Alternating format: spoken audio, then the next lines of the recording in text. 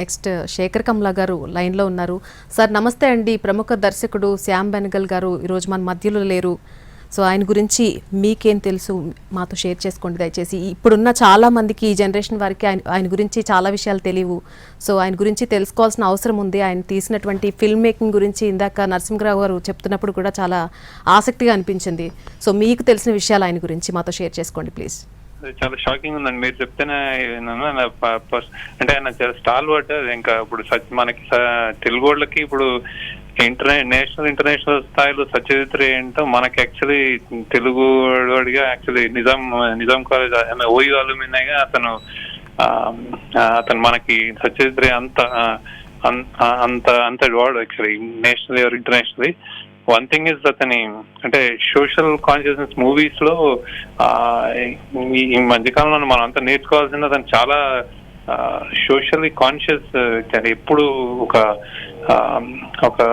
Correct విషయం correct గా చెప్పడము, ఇది సినిమా ఏదైతే రెస్పాన్సిబిలిటీ ఉందో అది పూర్తిగా ఫుల్ తన లైఫ్ అంతా ప్రతి సినిమాలోనూ రిఫ్లెక్ట్ అయింది. అది యాక్చువల్లీ ఏదైనా మా అంకుర్ కానీ మంతన్ కానీ అసలు భారత్ ఎక్కువ ఎవరు ఊహించలేరు అలా తీయడం. అంటే మనం డిస్కవరీ ఆఫ్ ఇండియా నెహ్రూ గారు ఆల్మోస్ట్ అది చూస్తే మనకి ఇంకా కళ్ళకు కట్టినట్టు ఉంటుంది ఆ బడ్జెట్స్ లో ఆ రోజుల్లో. అంటే ఇట్స్ గ్రేట్ లాస్.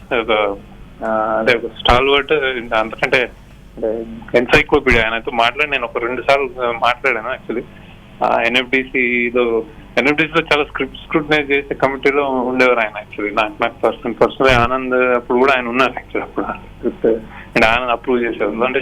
అంటే ఎనలేని సేవ చేశాడు ఆయన. అంటే ఐ మీన్ అంటే అసలు మాటలో చెప్పలేము. అంత గొప్ప వ్యక్తి అండ్ అంత గొప్ప డైరెక్టర్, అంత గొప్ప టెక్నీషియన్, అంత గొప్ప అంటే ఇట్లా ఐకానిక్ పర్సన్ అండ్ అందరం లుకప్ టు చేయాల్సిన వ్యక్తి.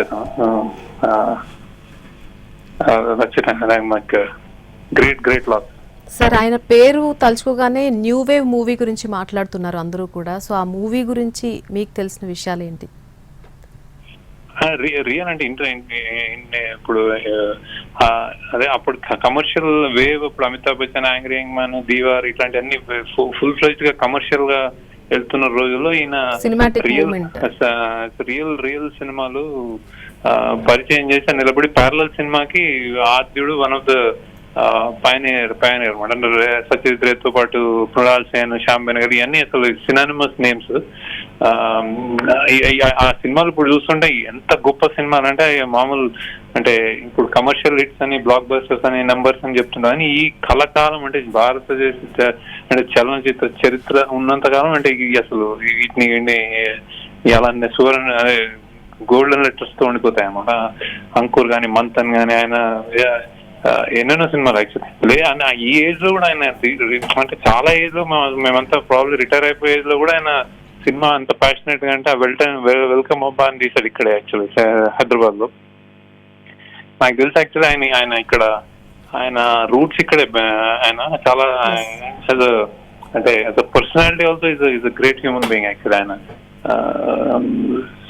అంటే మిస్ హిమ్ అ లాట్.